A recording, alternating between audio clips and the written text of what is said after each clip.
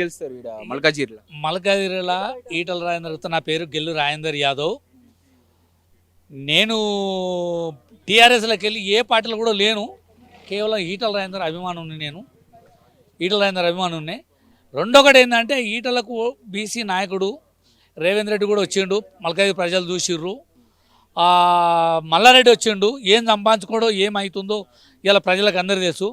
ఈటల రాజేందర్ అంటే ఆయన వ్యక్తి ఒక్క పేదింటి బిడ్డ ఆపదొస్తుందంటే నేనున్న బిడ్డ అంటాడు.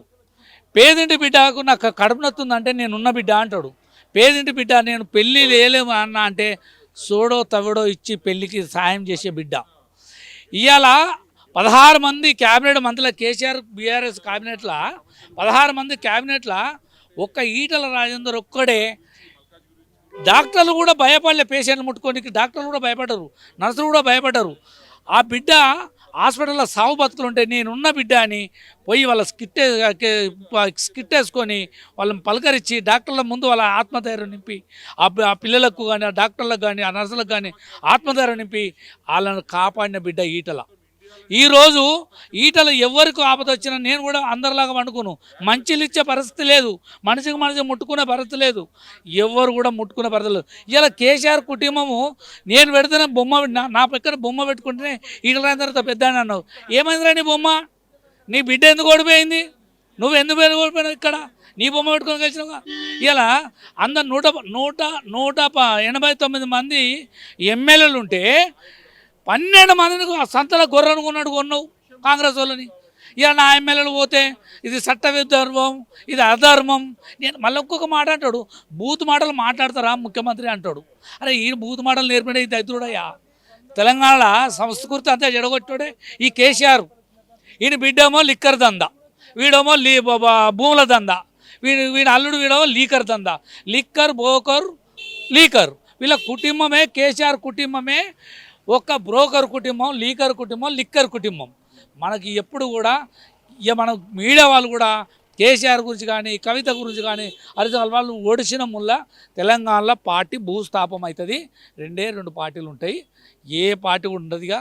ఖచ్చితంగా కవితకు తగిన శిక్ష పడుతుంది, చట్టం పని చట్టం చేసుకుపోతుంది. అది ఎవరు జంటలేదు. చేయాలంటే వీళ్ళు అట్లా ఓటు రాజకీయం చేయాలంటే ఎమ్మెల్యే అప్పుడే వీళ్ళ ఈటల రాజేందర్ ముఖ్యమంత్రి అవు. ఎందుకు అరెస్ట్ చేయలేదు?